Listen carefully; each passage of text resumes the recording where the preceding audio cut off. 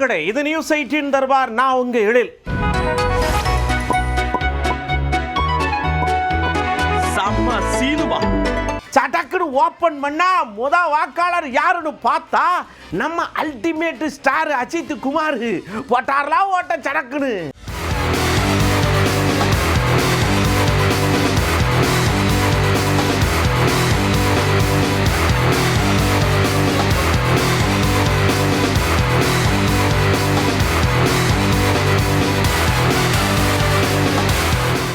அப்படியே முதலமைச்சர் ஐயா குடும்பத்தோடு ஓட்டு போட போறாங்க.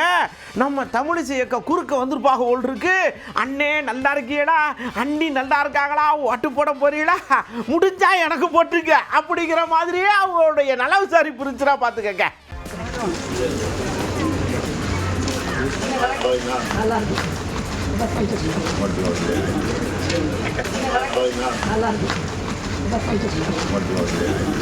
நல்லா இருக்கேன் தங்கச்சி. உன்னுடைய அனுக்கிரகமும் ஆசீர்வாதமும் உன்னுடைய அன்பு இருக்கும்போது நான் அண்ணனுக்கு என்ன குறைச்சல். அப்படியே அந்த உதயசூரியனை மறந்துடாது என்ற மாதிரியே கண்ணாலேயே சாட கட்டி விட்டுறலாம்.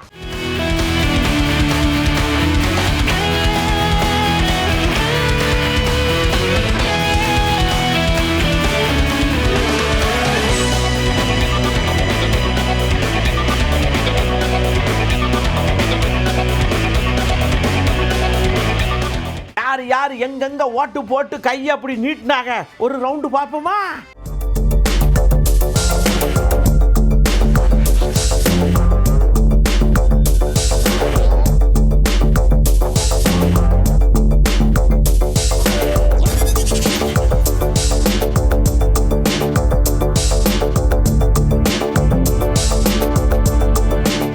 திருமானாச்சி ஓட்டை போட்டு வந்து 220 நாங்கள் கன்ஃபார்ம் பண்ணுறோம்ங்க. ஆமாம், வேற ஒன்றும் இல்லை. நல்லா போலிங் போய்கிட்டு இருக்கு, சந்தோஷம் தாங்காரு. ஆனால் வார்த்தையில் அது கொஞ்சம் மிஸ்ஸாக தெரியுது. 200க்கும் மேற்பட்ட இடங்களில் திமுக கூட்டணி வெற்றி பெறும். அறுதி பெரும்பான்மையுடன் திராவிட முன்னேற்றக் கழகம் தனித்து வெற்றி பெற்று ஆட்சி அமைக்கும். தமிழ் மண்ணில் மதவாத அரசியலுக்கு, வெறுப்பு அரசியலுக்கு இடமில்லை என்பதை இன்று மக்கள் தீர்ப்பாக எழுத உள்ளனர். அண்ணன் தளபதி ஸ்டாலின் அவர்கள் சொன்னதைப் போல இது 2 கட்சிகளுக்கு இடையிலான யுத்தம் இல்லை, 2 அணிகளுக்கு இடையிலான யுத்தம் இல்லை, 2 கருத்தியலுக்கு எதிரான யுத்தம். அந்த யுத்தத்தில் தமிழ்நாடு வெல்லும். மீண்டும் தளபதி முத்துவேல் கருணாநிதி ஸ்டாலின் அவர்களின் திராவிட முன்மாதிரி ஆட்சி மலரும். சமூக நீதி தலை தோன்றும். நாங்க மட்டும் என்ன சலைச்சவங்களா அப்படின்னு எடப்பாடி ஐயா கூர்ப்பு பூரா அந்த சைடு, மேற்கு சைடு ஊரா நின்று ஓட்ட போட்டு விரலா காட்டு வெற்றி நமதே, ஜெயம் நமதே அப்படிங்கிறாங்க.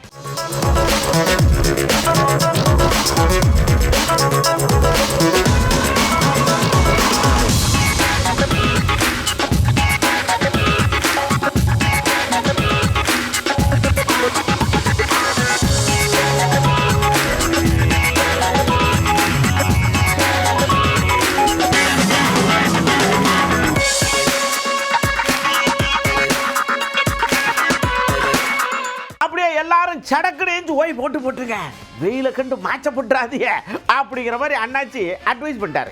அனைத்து வாக்காளர் பெருமக்களுமே வாக்குச்சாவடிக்கு சென்று தங்களுடைய ஜனநாயக கடமையை ஆற்ற வேண்டும் என்பதுதான் என்னுடைய அன்பான வேண்டுகோள். மழை மழை மழைன்னு போனாங்க, எல்லாம் போன் போட்டிருப்பாங்க அவங்களுக்கு. ஏக்கா என் பூத்துக்கு நான் போயிட்டேன், உங்க ஊத்துக்கு நீங்க வெட்டியில அப்படின்னு அண்ணாமலை அண்ணாச்சி, தமிழிசை அக்கா, வானதி அக்கா, அந்த பக்கம் நைனா நாங்க எல்லாம் அவங்க கூறுப்பு ஊரை போன் போட்டு போய் வரிசையில் நின்றுப்பாங்க இருக்கு.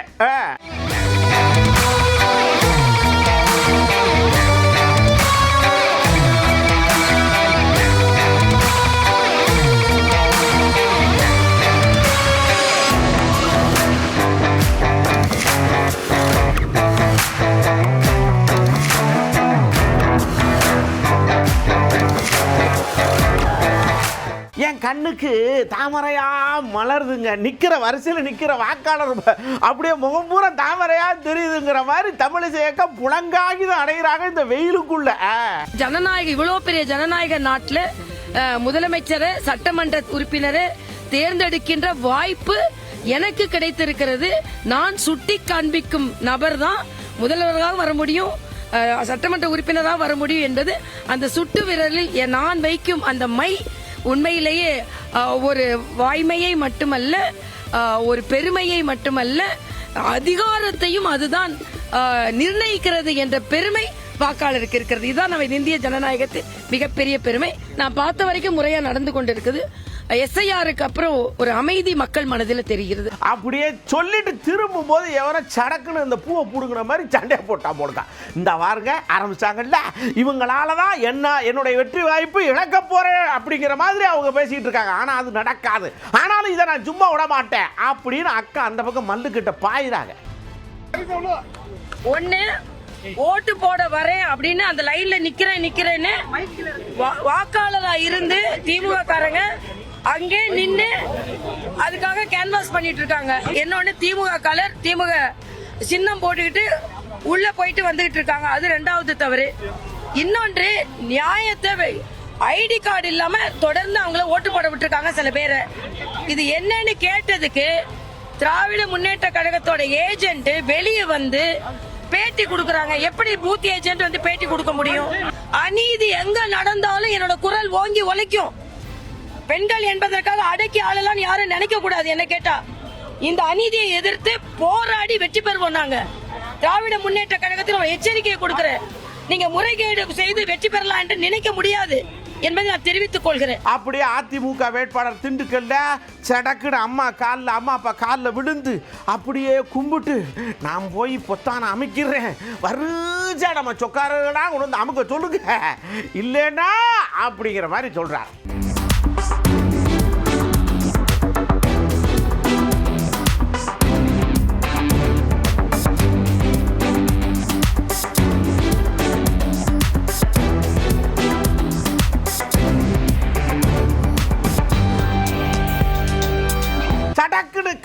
தாலியை கெட்டானோன்னு எந்திரான்னு சொல்லி புருஷரையும் தூக்கி மழை வந்து ஓட்டு போட வந்திருக்கு புதுமண தம்பதிகள்.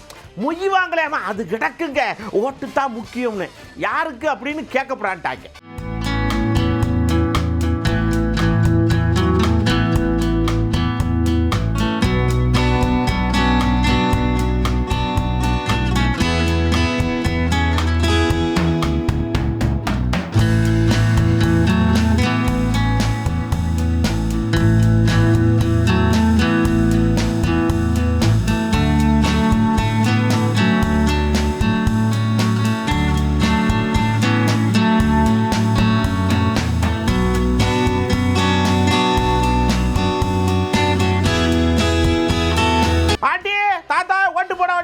வெங்காயவைகளுக்குள்ள ஓட்டு போட அப்படின்னு சொன்னா இங்க வேற அப்பெல்லாம் பேசப்படாது. வண்டியை ரெடியா வச்சிருக்கான், ஏறி உட்கார்ற சர்றன்னு பூத்து வாசல்ல கொண்டே நிப்பாட்டுறான், பட்டை நமக்கு கொண்டு வந்து விடுறான், ஏறுன்ட்டாங்கல்ல.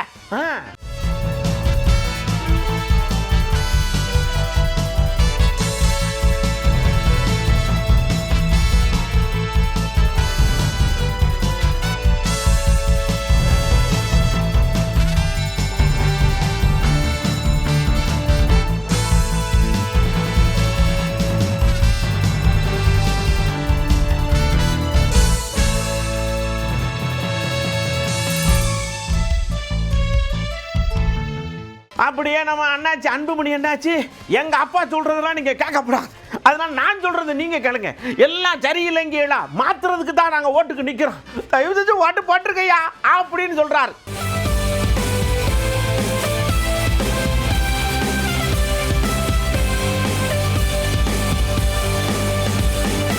தமிழ்நாட்டு மக்கள் உங்களுக்கு ஒரு மாற்றம் வர வேண்டும் என்றால் நிச்சயமாக வாருங்கள். வீட்டில் உட்காந்துக்கிட்டு எந்த மாற்றமும் வரல, எங்கள் ரோடு சுத்தமாக இல்லை, கொசு தொல்லை இருக்குது, மின்சாரம் கட்டணம் உயர்ந்துடுச்சு, பள்ளிக்கூடம் சரியில்லை, சட்டம் ஒழுங்கு இல்லை, பெண்கள் பாதுகாப்பு இல்லை, விவசாயிக்கு விலை கிடைக்கல, நெசவாளர்கள் பிரச்சனை இருக்கிறாங்க, அப்படிலாம் வீட்டில் உட்காந்து சொன்னால் போதாது.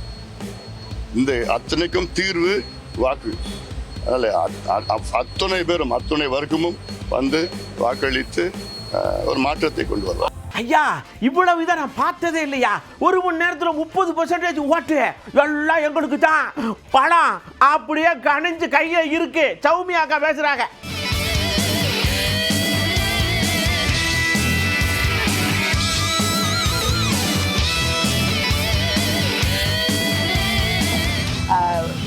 மணிலேருந்து 8:30-9க்குள்ளாவே 30% வாக்கு தருமபுரியில் பதிவாயிருந்தது.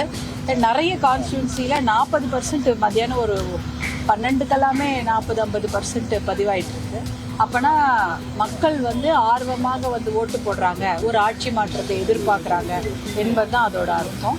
அதனால் ரொம்ப நல்லா இருக்குது, வாக்குப்பதிவு ரொம்ப நல்லா இருக்குது. எல்லாரும் மகளிர், ஆண்கள், பெண்கள் எல்லாருமே ரொம்ப ஆர்வமாக வாக்களிக்கிறாங்க. வெற்றி வாய்ப்பு 100% வெற்றி வாய்ப்பு.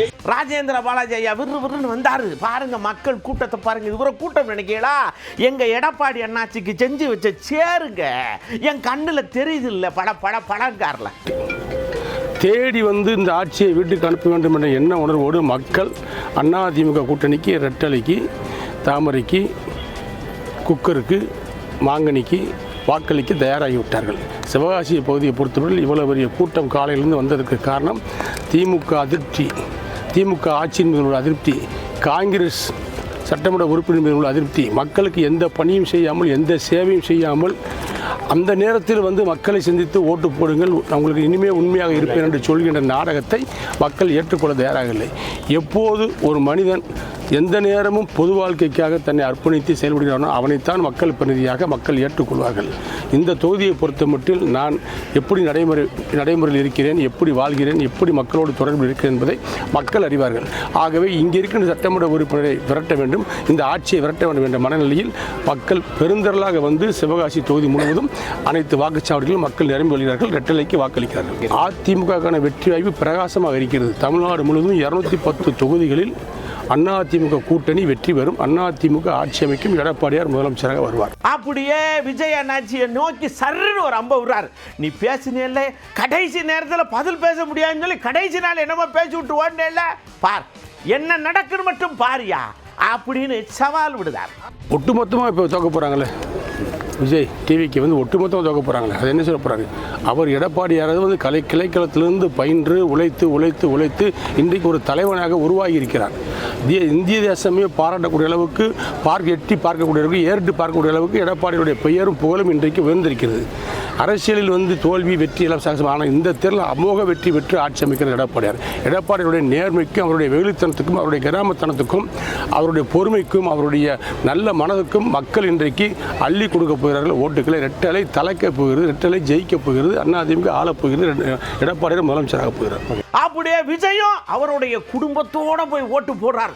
எல்லாரும் சடச்சடன்னு யார் சங்கீதாவா அந்த பாப்பாவை பார்த்தா இல்லை, அவங்கள தவிர்த்து குடும்பத்தோட போய் போட்டிருக்கார். அவங்க கட்சியை தான் சொன்னேன்.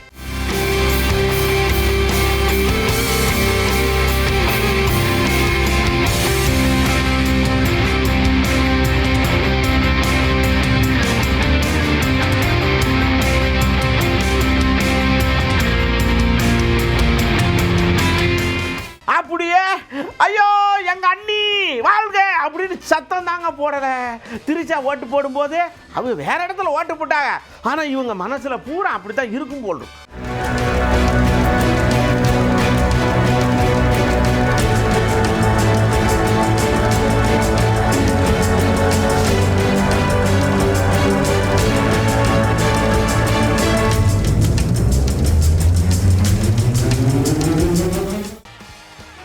அப்படி வர்றது யாரு தெரியுமா? நம்ம சூப்பர் ஸ்டார் தானே.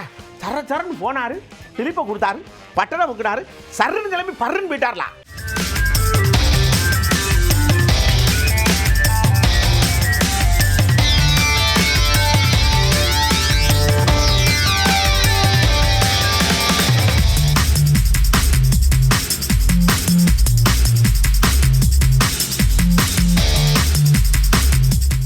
அவ்வளோதான். இன்னைக்கு சினிமா ஷூட்டிங்க்கு மற்றதுக்கெல்லாம் லீவ் விட்டுருப்பாக விட்டுருக்கணும்ல. ஆமாம், தேர்தல் கமிஷன் சொல்லியிருக்குல்ல. அப்படி சூப்பர் ஸ்டார் போன உடனே சூர்யா, கார்த்தி, சிவகுமார், அப்படி ஆரியா எல்லாம் வரிசை, சிவகார்த்தியின் வரிசை சட வந்து டமக்கு போத்தான அமைக்க விட்டு போயிட்டே இருக்காங்க.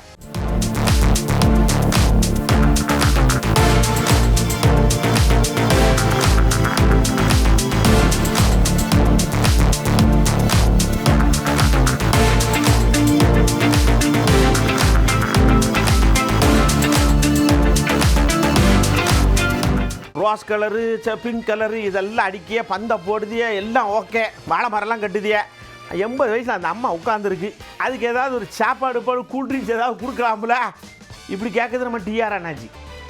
இந்த மாதிரி வயதானவங்களாம் உட்காந்துருக்காங்களே சீனியர் சிட்டிசன், அவங்களுக்கு என்ன மரியாதை பண்ணிருக்கீங்க? தலையில் போட்டு தொப்பி, கேள்வி கேட்கக்கூடாது தப்பி. வயசானவங்களை சார், சீனியர் சிட்டிசனுங்க, சீனியர் சிட்டிசனுக்கு என்ன மரியாதைன்னு கேட்குறேன். சீனியர் சிட்டிசன் லேடிஸ் என்ன, வயதானவங்களுக்கு என்ன மரியாதை? வெயில் காலத்தில் எல்லாரும் ஒரே கியூல தான் நிற்கணும்னு சட்டமா? சொல்லுங்க. மீடியாவில் நீங்கள்லாம் மீடியாவில் வந்து வாக்களிக்க வேண்டும், எல்லாரும் ஜனநாயக கடமை ஆற்றுங்கன்றீங்களே, உங்கள் கடமை ஆற்றுனா இந்த மாதிரி சீனியர் சிட்டிசன் வயதானவங்கலாம் கியூவில் நிற்கிறாங்களே, இவங்களுக்கெல்லாம் என்ன வழிவகை ஏற்பாடு பண்ணுறன்னு பண்ணணும். அதுதான் மீடியா. அப்படியே நல்லா சிம்பு வந்தோன்னா மைக் எடுத்து சடக்குன்னு வாய்க்கிட்ட கொண்டு போயிட்டாங்க நம்ம ஆளுங்க. அவர் சொல்கிறாரு, என் வாயெல்லாம் நீங்கள் கிளற முடியாது, சினிமாக்காரர்களுக்கு எல்லாரும் வேணும், அதனால நீங்களாக பார்த்து டிசைட் பண்ணி ஓட்டு போடுங்க, நான் எதுவும் சொல்ல மாட்டேன், ஓட்டு போடுங்கன்னு மட்டும் சொல்லுவோங்க.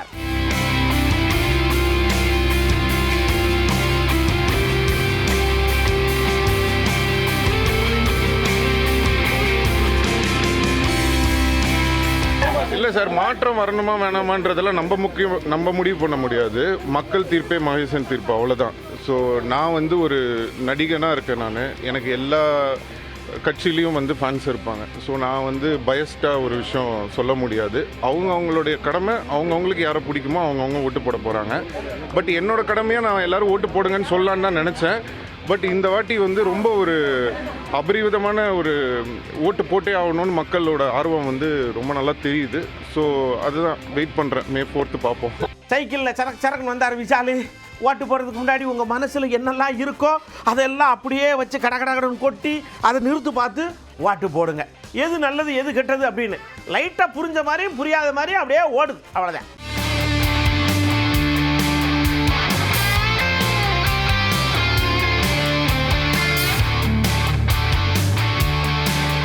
ஏன்னா ஒவ்வொரு ஓட்டு முக்கியம். It's not just one vote, everyone's vote counts over here.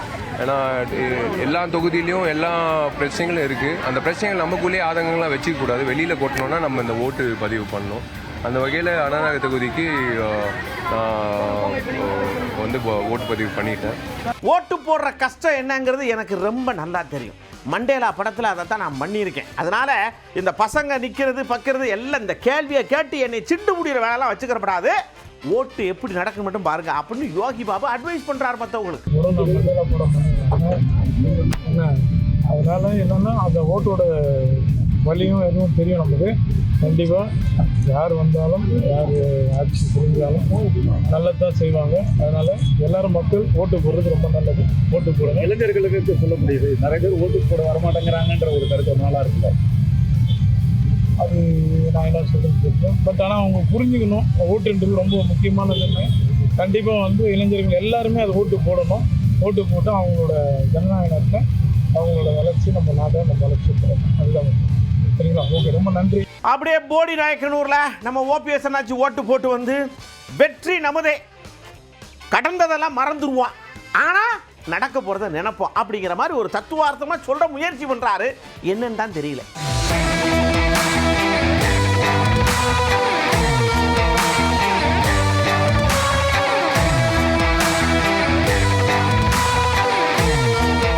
மதசார்பற்ற முற்போக்கு கூட்டணியில் ஒரு மகத்தான வெற்றியை உறுதியாக பெறும் என்ற நிலை இன்றைக்கு உருவாகி இருக்கிறது.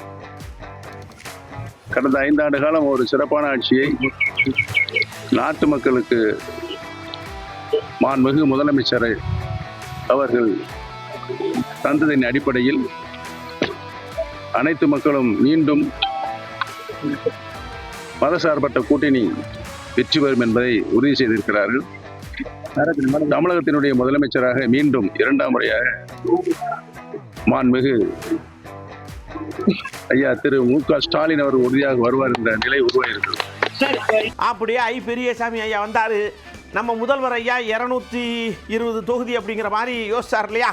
ஆனால் நான் சொல்கிறேன் 34 நம்ம தான் கைப்பற்றுற மாதிரியான ஒரு இது எனக்கு தோணுதுங்காரு. ஆசை இருக்கலாம், பெரியசாமி என்னாச்சு கொஞ்சம் பாருங்க.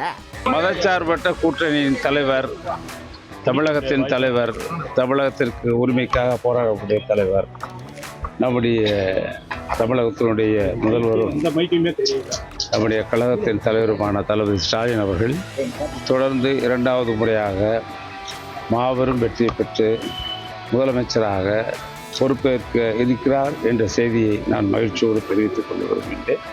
நாங்கள் ஜனநாயக கடமை ஆற்றிருக்கிறோம். மக்கள் மிகவும் விறுவிறுப்பாக மதச்சார்பற்ற கூட்டணிக்கு இன்றைக்கு ஆதரவு தெரிவிப்பதை கண்கூடாக பார்க்க முடிகிறது. கண்டிப்பாக மதச்சார்பற்ற கூட்டணி 200 இடங்களுக்கு மேல் வெற்றி வரும். அப்படியே இதுக்கு சப்போர்ட் பண்ற மாதிரி கனிமொழி அக்கான்னு சொல்றாங்க. நாங்க சொல்லலைங்க, நாங்க அரசியல்வாதிகள். ஆனா மக்களுடைய மனநிலையை நாங்க படிச்சிருக்கோம் இல்லையா போய் அதனால நாங்க சொல்றோம். அப்படினாலும் 234ங்கிறது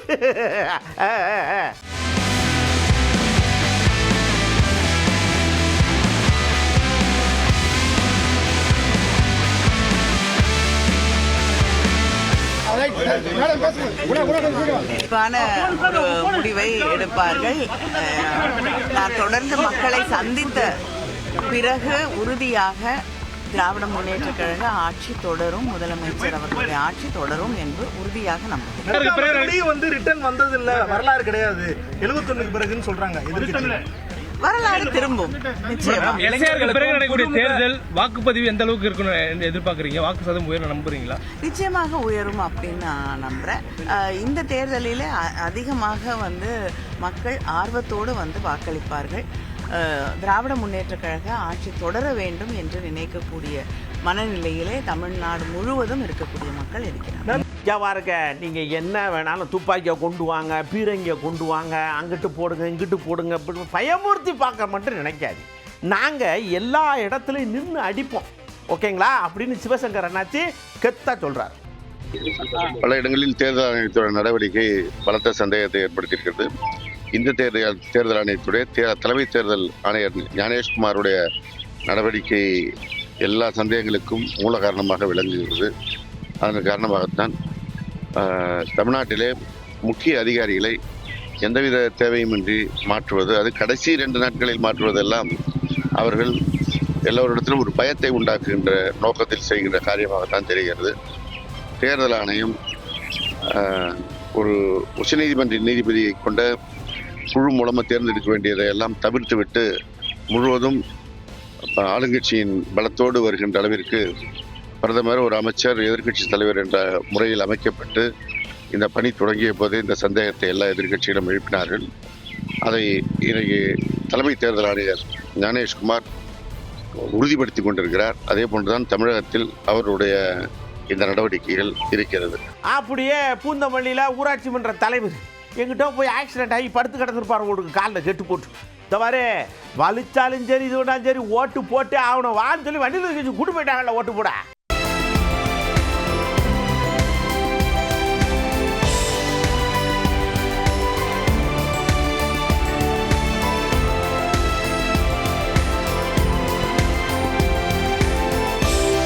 வடிவேல் என்னாச்சு, நீங்க ஓட்டு போட்டிய, ஆனா இந்த வட்டம் வெளிநாட்டுல இருந்தெல்லாம் ஓடியாந்து ஓட்டு போடுதாங்க.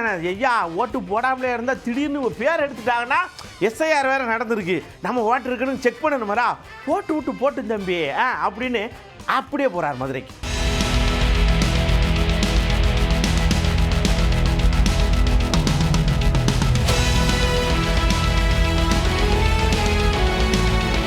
நல்ல விஷயமா எடுத்துக்குவோம். ஏன் இப்ப ஏன் வெளிநாட்டுல எதுக்கு ஓட்டு போட்ட, யாரை கேட்டாக்கு நான் கேட்க முடியும்? எப்போதும் இல்லாத வகையில் இப்போ நிறைய பேர் ஓட்டு போய்க்கிறாங்க, மகிழ்ச்சியா இருக்கு. எப்படி பாருங்க, அது மகிழ்ச்சி தானே, நம்ம மக்கள் தானே, தமிழங்க தானே, தமிழ்நாட்டு மக்கள் தானே, ஓட்டு போட்டோம். சார், அதுக்கு தேர்தலில் ஓட்டு போடணுன்ற விழிப்புணர்வு காரணமா இல்லை வேற ஏதாவது காரணம் இருக்குன்னு நினைக்கிறீங்களா? என்னது அவங்க அதிகப்படியான மக்கள் வெளிநாட்டில் இருந்து இங்கே ஓட்டு போடுறதுக்கான காரணம் தேர்தல் ஆணையத்துடைய விழிப்புணர்வா அல்லது வேற ஏதாவது காரணம் இருக்கு? ரொம்ப நாளாக போடாமல் இருக்கோம், போய் பார்ப்போம், ஓட்டு இருக்கே அந்த மத்தியம் போட்டுக்கிட்டானா என்னன்னு தெரியல. ஏன்னா முந்தியெல்லாம் பார்த்தீங்கன்னா செத்தையும் ஓட்டு தான் போட்டுக்கிட்டு இருந்தாங்க. என்ன எங்க அவங்க பேர் தாங்க ராமசாமி, அவர் செத்துட்டாராங்க. இல்லையே நான் தாங்க, அப்படிலாம் போச்சுல. அதனால் எல்லாம் ஒரு இந்த வாட்டியாச்சும் நல்லபடியாக போட்டு வரும்னு எல்லா மக்களும் போட்டு போகிறாங்க. அவங்களுக்கு தாழ்மையான வணக்கம். வெளிநாட்டிலேருந்து ஓட்டு போடுறவங்க கூட ரொம்ப உண்மையிலே பாராட்டு.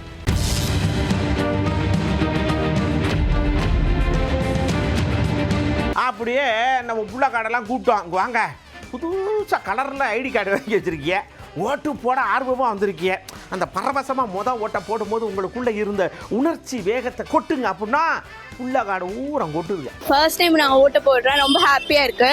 என்னோட ஃபர்ஸ்ட் ஓட்டு இது ரொம்ப புதுசான எக்ஸ்பீரியன்ஸாக இருந்துச்சு. ரொம்ப சந்தோஷமா இருக்கு. இதான் ஃபர்ஸ்ட் டைம் நான் ஓட் போட்டிருக்கேன். நான் பிஎஸ்சி நர்சிங் படிக்கிறேன். மதுரையில் வந்து எனக்கு கஷ்டப்பட்டு இங்கே ஃபர்ஸ்ட் டைம் ஓட்டு போடணுன்றதுனால இங்கே வந்தேன். நல்லா இருந்துச்சு இந்த எக்ஸ்பீரியன்ஸ். எல்லா ஃபெசிலிட்டியும் நல்லா பண்ணியிருந்தாங்க. போய் போட்டுட்டு வரது ரொம்ப ஈஸியாக இருந்தது. நான் வந்து ஓட்டு போகிறது எனக்கு ரொம்ப பெருமையாக இருக்குது. ஓட்டும் போட்டாச்சு. ரொம்ப எக்ஸைட்டடாக இருந்துச்சு ஓட்டு போடும்போது. ஒரு ஜனநாயக கடமையில், ஸோ அதுக்காக ட்ராவல் பண்ணி வந்து போடுறோம்.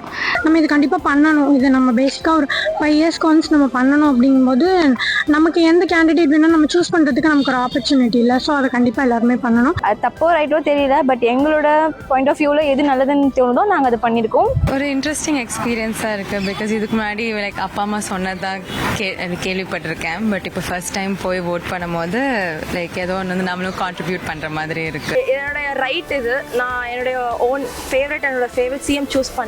நம்மளோட நாட்டுக்காக நம்ம ஒரு லீடரை சூஸ் பண்ணுறோம். அது வந்துட்டு ஒரு பெரிய டெசிஷன். அண்ட் அதோட சாய்ஸ் என்கிட்ட இருக்குது அப்படின்றது எனக்கு ரொம்ப ப்ரௌடாக இருக்குது. ரெஸ்பான்சிபிளாக நம்ம எந்த கட்சி என்ன பண்ணுறாங்க அப்படிங்கிறத நான் வந்து ஒரு 6 மந்த்தாகவே ஃபாலோ பண்ணிட்டு இருந்தேன். பிகாஸ் நான் ஓட் போட போகிறேன் அப்படிங்கிறது.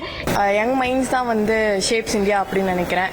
ஸோ நம்ம ப்ரெஷர் போட போட மேலே இருக்கவங்க வந்து கரெக்டாக வேலை செய்வாங்க அப்படின்னு நினைக்கிறேன். ரொம்ப நேரம் க்யூவில் நின்று ஸோ போயிட்டு போட்டது வந்து எனக்கு ஒரு இண்டிபெண்டன்ட் கேர்ளாக லைக் ரொம்ப ஸ்பெஷலாக இருந்தது. சொசைட்டி வந்து எல்லாருமே எது சொல்றாங்க அதை பார்த்து பிலீவ் பண்ணாம உங்களுக்கு யாரு வந்து சொல்லுவான்றதை பார்த்து நீங்க பண்ணுங்க. சின்ன வயசுலேருந்தே நமக்கும் ஓட்டு போடணும். நம்ம கையில் ஒரு இன்னைக்கு வந்து பார்த்தீங்கன்னா நீங்கள் சொல்ல போனால் நம்ம தான் வந்து அந்த சாய்ஸே எடுக்கிறோம். யார் இப்போ தமிழ்நாட்டை அடுத்த 5 வருஷத்துக்கு ரோல் பண்ண போகிறாங்கிற சாய்ஸே நம்ம தான் எடுக்கிறோம். இப்போ வந்து வாக்களிக்கிறப்போ மனசு ரொம்ப சந்தோஷமாக இருந்தது. ஏன்னா நான் உண்மையாக மனசுக்கு என்ன தோணுச்சோ அதை நான் வாக்களிச்சிருக்கேன். அதேமாரி நீங்களும் சிந்திச்சு செயல்படுங்க. நன்றி. இதுவரைக்கும் நீங்கள் பார்த்தது அப்படியே தேர்தல் திருவிழாவில் திடைச்சு போயிருந்தது. அடுத்த தர்பாரில் வேறு விஷயங்களோட நான் உங்களை சந்திக்கிறேன். அதுவரை உங்களிடமிருந்து அன்போடு விடைபெற்றுக் கொள்வது உங்கள் அன்பு நண்பன் கீழில். வணக்க மக்களே அப்படின்னு சொல்கிறதுக்கு முன்னாடி 100% வாக்குப்பதிவு அப்படின்னு நம்ம நியூஸ் 18 தமிழ்நாடு தொலைக்காட்சியோட சேர்ந்து நாமளும் சேர்ந்து படிக்கிட்டே இருந்தோம் இல்லையா? அதனுடைய விளைவோ என்னமோ போங்க, கிட்டத்தட்ட 80 தாண்டிருச்சுல்ல. நன்றி, வணக்கம்.